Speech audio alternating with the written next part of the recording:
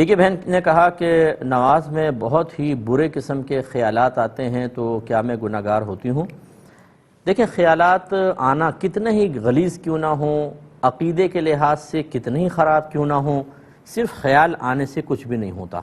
ٹھیک ہے نا؟ ایک ہوتا ہے معاً آیا اور آپ نے جھٹک دیا چلا گیا، ایک ہوتا ہے بار بار آتا رہتا ہے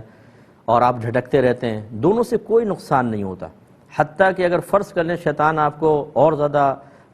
پزل کرے، کیونکہ جب آدمی ان میں لگ جاتا ہے نا تو پھر شیطان بھی بڑے اپنے کارنامے کرتا ہے، تو ایسا لگتا ہے جیسے ہم اس کے بارے میں سوچنے لگے ہیں، جیسے اس کو صحیح سمجھنے لگے ہیں، حالانکہ آپ نہیں کر رہے ہوتے۔ ایک مومن کی طبیعت، اس کا باطن کبھی گندی چیز کو، خصوصاً عقیدے سے متعلق غلط عقیدے کو قبول کر ہی نہیں سکتا۔ یہ جو آپ کے دل میں ایک نفرت پیدا ہو رہی ہے، کراہت پیدا ہو رہی ہے، یہ ایمان کی وجہ سے تو ہے۔ تو لیکن آدمی اور گھبرا جاتا ہے کہ شاید میں تو سوچنے لگ گیا ہوں، ان سے کچھ بھی فرق نہیں پڑتا۔ لیکن یہ ضرور ہے کہ آپ اس بات پہ غور کریں کہ آخر آپ کے ذہن میں گندے خیالات کیوں آ رہے ہیں، یہ برے خیالات کیوں آ رہے ہیں؟ یہ وہیں پر آتے ہیں جب ذہن خالی ہوتا ہے،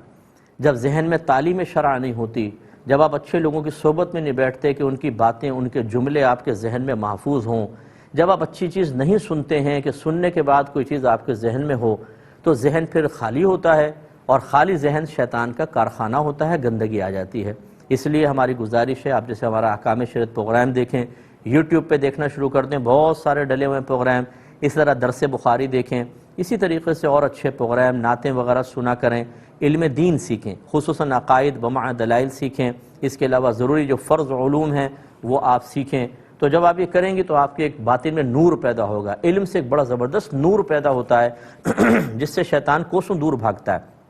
اور جب یہ تمام اچھی چیزیں بار بار ذہن میں گردش کریں گی، مثلا آپ ہلکی آواز میں، اگر کوئی ڈسٹرب نہیں ہو رہا، گھر میں نعت لگا کر رکھیں، وہی آپ کے جملے اور وہی چیزیں ذہن میں رہیں گی۔ اسی طرح یہ پروگرام وغیرہ آپ دیکھیں اور یہ آپ سنتے رہیں، تو وہ پھر شیطان قریب نہیں آئے گا۔ لیکن ہم کچھ بھی نہ کریں، دھوپ میں کھڑے ہوں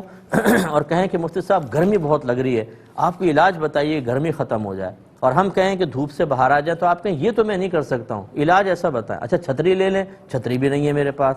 تو بھائی پھر ہمارے پاس جادو کی چھڑی تو نہیں ہے کہ سورج نکلا ہوا ہے، آپ دھوپ میں کھڑے ہوئے ہیں، ہٹنے کے لیے تیار نہیں، تو کیسے ہوگا؟ عملی قدم آپ کو اٹھانا ہوگا، باقی اللہ تعالیٰ بہت مدد فرماتا ہے۔